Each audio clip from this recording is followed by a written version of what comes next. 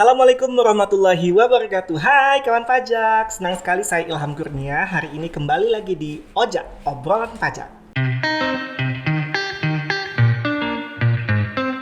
Nah, hari ini spesial banget karena kalau udah ada background ini artinya akan ada pembahasan mengenai peraturan perpajakan. Kira-kira mau bahas apa ya? Saya kasih clue deh di sini. Tapi cepat ya. 1, 2, 3. Udah ketebak? Tapi kan nanti ada di judul video ya? Nggak jadi surprise guys. Oke, langsung aja deh kita kenalin narasumber kita hari ini. Ada Ibu Nur Ainias. Apa kabar Ibu? Baik. Silakan Bu, disapa dulu mungkin kawan pajak semuanya. Halo kawan pajak di Curup. Nah, iya. Nah, senang banget nih kawan pajak hari ini saya dan Ibu Nur akan membahas mengenai PPN KMS untuk kawan pajak semuanya. Sebelum memasuki materi penjelasan, saya akan memperkenalkan dulu nih Ibu Nur Ainiah. Beliau merupakan Kepala Seksi Pengawasan dan Konsultasi 2. Artinya adalah Bu ya, pengalaman banyak gitu Bu ya, pengalaman mengenai penggalian potensi terkait dengan PPN KMS Bu ya. Nah, kawan pajak kita kulik satu-satu apa sih pengalaman yang menarik dari penggalian potensi pengalaman Ibu Nur dulu. Oke Bu, langsung aja Bu ke materinya. Yang pertama saya mau tanya pengertian dari PPN KMS. KMS itu apa sih Bu sebenarnya? Iya. KMS ya. KMS itu singkatan dari kegiatan membangun sendiri ya. Pengertiannya itu adalah kegiatan membangun bangunan yang dilakukan tidak dalam kegiatan usaha atau pekerjaan oleh orang pribadi atau badan yang hasilnya digunakan sendiri atau digunakan pihak lain. Oke, kalau misalnya PPN KMS ini Bu, dasar hukumnya apakah tergabung dengan PPN atau dia terpisah sendiri Bu? Oke, untuk PPN KMS ini itu diatur di Undang-Undang PPN-nya nomor 42 tahun 2009 pasal 16C.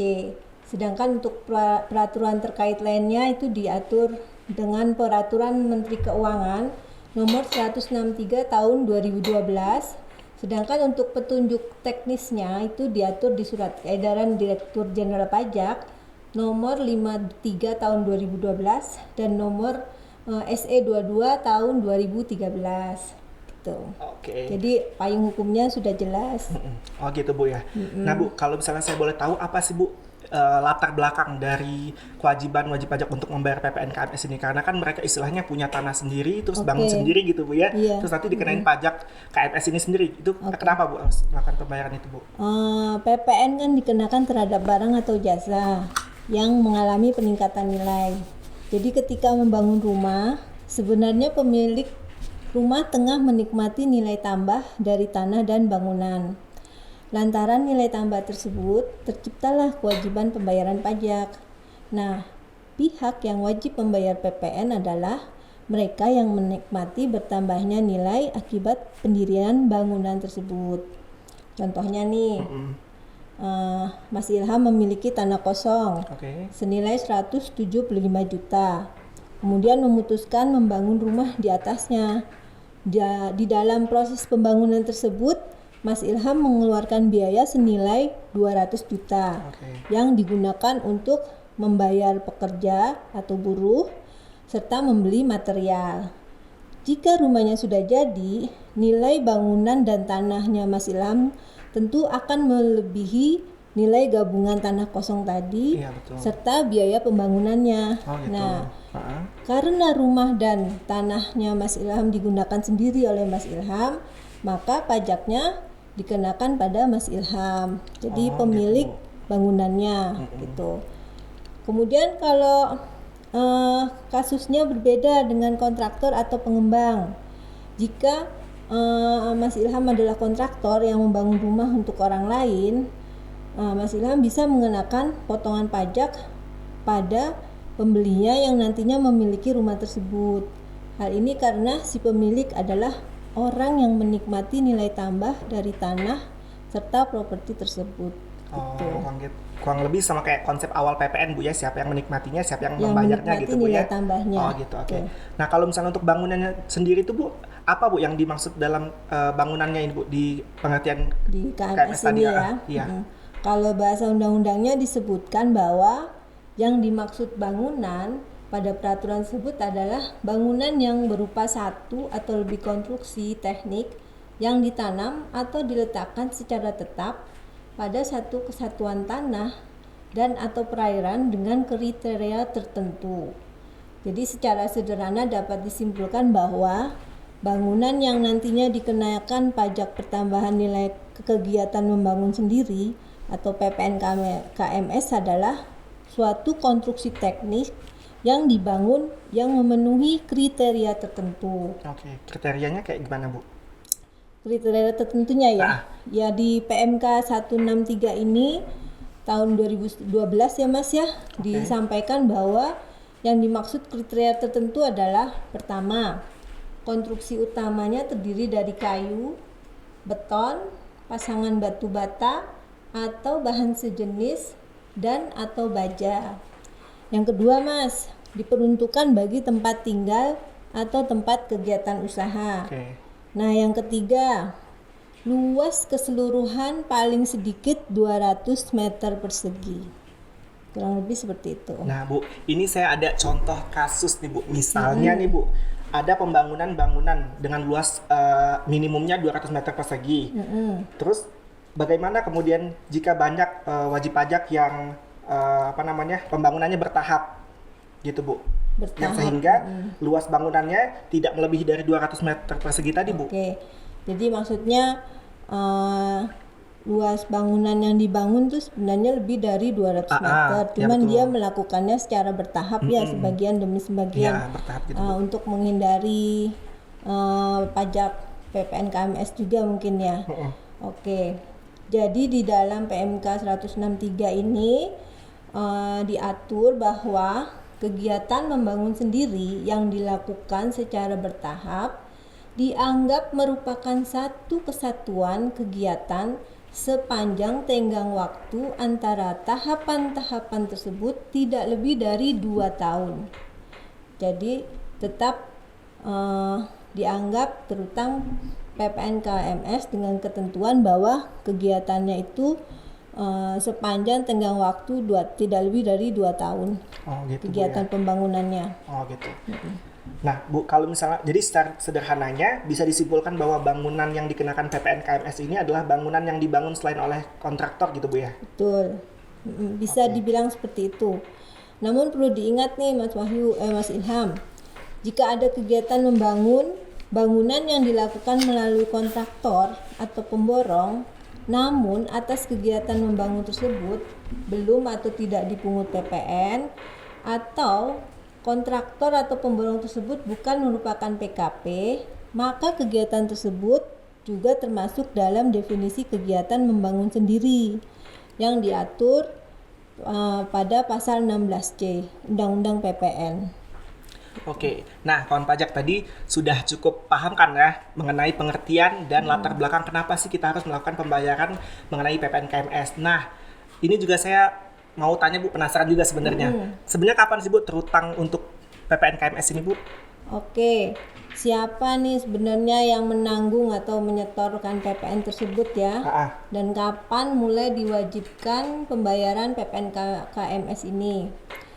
Kegiatan membangun sendiri yang dilakukan oleh orang pribadi atau badan, maka orang pribadi atau badan pemilik properti yang melakukan pembangunan tersebut yang wajib menghitung dan menyetorkan nilai PPN KMS-nya yang muncul atas kegiatan membangun bangunan tersebut. Terus kapan dilakukannya? Dilakukannya setiap bulan dari mulai saat dibangunnya bangunan sampai dengan bangunan tersebut selesai dibangun. Gitu Bu ya. Jadi misalnya saya bangun rumah misalnya untuk tempat tinggal, misalnya selama 4 bulan, berarti selama sebulan itu misalnya biaya yang saya keluarkan itu berapa, terus dihitung tarifnya segala macam gitu, biar bulan depan dihitung lagi sampai selesai gitu Bu ya. Gitu. Terus Bu, berapa tarifnya Bu untuk PPN KMS ini? Apakah sama dengan PPN sebesar 10%? Untuk menghitung berapa jumlah PPN-nya yang harus dibayar, yang harus disetor nih Mas. Pertama kita harus mengetahui dasar pengenaan pajaknya dulu. Dasar pengenaan pajak untuk kegiatan membangun sendiri adalah 20% dari jumlah biaya yang dikeluarkan atau yang dibayarkan untuk membangun bangunan. Jadi ini misalnya Mas Ilham bangun total biayanya 200 juta. Nah, yang dikenain PPN cuman 20%-nya. Jadi kurang lebih 40 juta. Oke. Nanti dikali PPN-nya tarifnya 10%. Jadi 10% dari 40 juta kurang lebih 4 juta.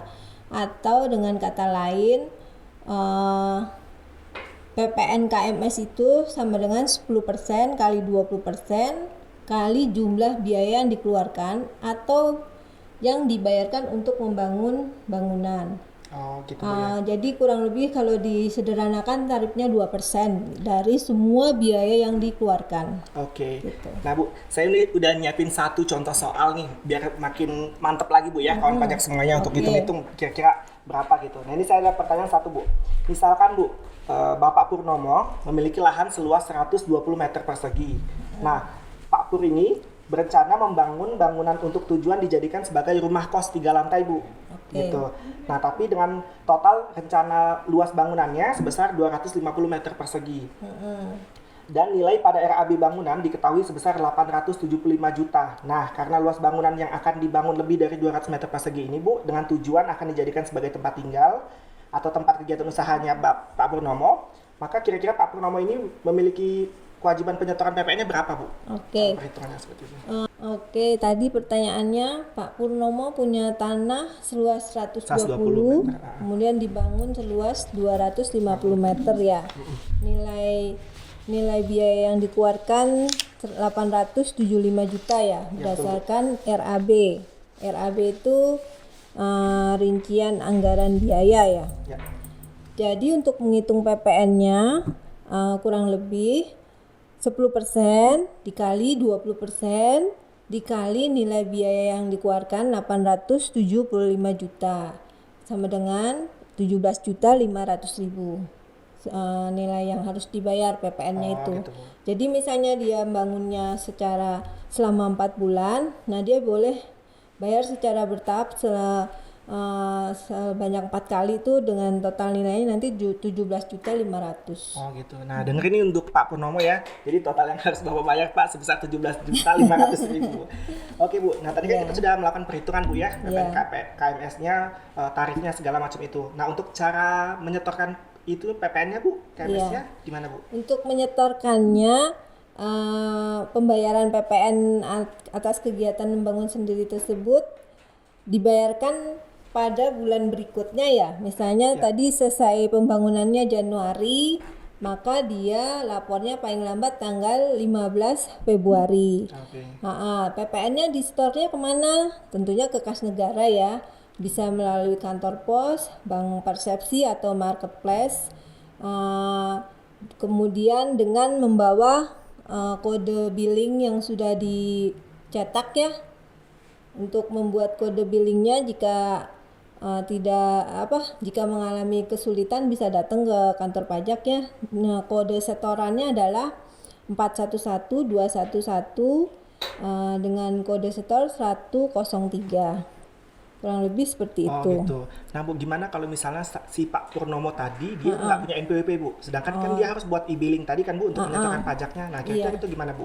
Kalau Pak Purnomo nggak punya NPWP, pertama kita misalnya bangun rumah bayar PPN KMS-nya yang punya NPWP ya. Kalau punya NPWP langsung NPWP-nya di input di kode billingnya itu semuanya 15 digit. Sedangkan kalau Pak Purnomo tadi nggak punya NPWP, jadi dia menginput 9 digit pertama dengan angka 0, lalu diikuti kode 327 dan 03 kali. Itu adalah kode KPP administrasi tempat bangunan tersebut terletak. Kalau di Pak Purnomo lokasinya di Curup, maka kodenya 327. Oh, jadi tetap harus buat kode e-billing ya Pak Purnomo dan mencantumkan kode KPP di mana bangunan itu didirikan gitu Bu ya. Nah Bu, kalau misalnya tadi kan kita sudah ngomongin tentang penyetoran Bu, terkait dengan pelaporannya apakah ada kewajiban juga Bu? Oke, untuk orang pribadi atau badan dengan status bukan pengusaha kena pajak, maka setelah menyetor dan mendapat validasi dengan nomor transaksi penerimaan negara atau NTPN, maka dianggap telah melaporkan PPN yang terutang tersebut sesuai dengan tanggal validasi NTPN yang diterima, sehingga tidak perlu lagi ke kantor pajak. Oh, Jadi gitu. kalau udah bayar selesai, udah Nggak usah ada kewajiban untuk laporan, Bu, betul, ya? nggak usah ke kantor pajak. Sedangkan kalau dia orang pribadi atau badan yang berstatus pengusaha kena pajak, Oke. nah pelaporan PPN-nya atas kegiatan membangun sendiri ini merupakan satu kesatuan dalam pelaporan SPT masa PPN yang rutin dilaksanakan setiap bulan. Nah, terdapat kolom pengisian pada induk SPT masa PPN yang harus diisikan sesuai dengan nominal PPN yang telah disetor atas kegiatan membangun sendiri pada masa pajak tersebut. Jadi kalau dia PKP, dia wajib lapor di SPT Oh, PPN-nya. SPT PPN, Bu, ya. Kalau terkait dengan PKP tadi, Bu, artinya pajak masukannya bisa atau tidak, Bu, dikreditkan? Oh iya, pajak masukan yang dibayar sehubungan dengan kegiatan membangun sendiri tidak dapat Tidak dapat, Bu, dikreditkan. ya? Nah, ini tercantum di pasal 10 PMK 163, Mas. Nah, jadi memang sudah ditetapkan tidak bisa dikreditkan. Jadi kalau dia corporate, maka PPN KMS-nya itu bisa dijadikan biaya. Oke. Nah, Bu, di sini kita butuh penegasan Ibu nih terkait dengan pasal di PMK 163, Bu, yang menyatakan seperti ini. Kegiatan membangun sendiri yang dilakukan secara bertahap dianggap merupakan suatu kesatuan kegiatan sepanjang tenggang waktu antara tahapan-tahapan tersebut tidak lebih dari 2 tahun. Nah, ini maksudnya gimana, Bu? Kalau dari peraturan sendiri, melihatnya dari dokumen formal seperti RAB-nya pada IMB atau melihat realisasinya, Bu? Oke, maksudnya itu yang pembangunannya dilakukan secara Iya, yang bertahap bertahap tadi, itu Bu. ya. Itu ngitung 2 tahunnya dari mana gitu ya. Oke, Oke, itu kalau di PMK ini diatur bahwa jangka waktu 2 tahun dalam kegiatan membangun sendiri mengacu pada realisasi atas kegiatan membangun sendiri tersebut. Jadi kapan selesainya gitu loh. Kurang lebih seperti itu. Oke, Bu. Nah, Ibu tadi kan sudah menjelaskan, Bu, ya, kalau misalnya bagaimana perlakuan untuk perusahaan-perusahaan developer yang untuk menjual lagi bangunannya seperti perumahan segala macam itu, Bu, ya. Nah, kalau untuk gudang untuk dipakai sendiri itu gimana, Bu, perlakuan Gudang ya. PPN KMS-nya? Kalau gudang jadi perusahaan yang bergerak di bidang pengalian tanah atau bangunan atau sebutnya developer ya, Ya. yang membangun gudang yang nantinya akan dipakai sendiri. Itu apakah kena PPN atas kegiatan KMS atau PPN atas pemakaian sendiri? Ya, untuk pembangunan gudang yang akan digunakan sendiri maupun yang digunakan pihak lain oleh PKP yang bergerak di bidang usaha pengalian tanah atau bangunan termasuk dalam kegiatan membangun sendiri. Karena gudang tersebut bukan merupakan persediaan barang. Oke. Maksudnya kalau persediaan barang dagangan PKP developer kan itu tanah dan bangunannya, sedangkan gudang itu tidak termasuk. Jadi dia masuk objek PPN KMS. Oke. Gitu. Ini ada lagi nih, satu lagi nih Mas Ilham nih. Gimana, Bu? Misalkan nih, rencana pembangunan pada IMB menyatakan luas 450 meter. Namun realisasi sampai dengan akhir tahun kedua adalah hanya sebesar 150 meter. Oh, ya, itu gimana, Bu? Nah, apakah pembangunan di tahun pertama dan kedua tetap terutang PPN KMS atau nanti terutangnya hanya saat pembangunan di tahun ketiga seluas sisanya 300 meter? Ini kalau seperti ini nih Mas Ilham, pembangunan yang dilakukan secara bertahap tetap dianggap sebagai satu kesatuan kegiatan dan tidak terdapat masa tenggang yang lebih 2 tahun pada masing-masing tahapan, sehingga PPN KMS-nya tetap dikenakan untuk kegiatan pembangunan yang dilakukan pada tahun pertama, kedua, dan ketiga. Jadi PPN KMS-nya juga dibayar secara bertahap. Bertahap juga, Bu, ya.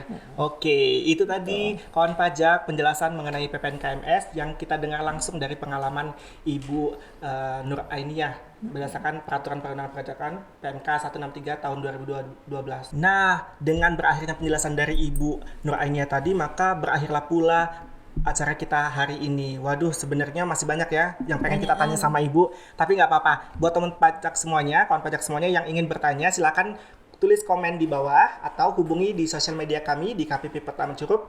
Atau ada juga atau bisa datang langsung ke kantor pajak. Iya, betul sekali.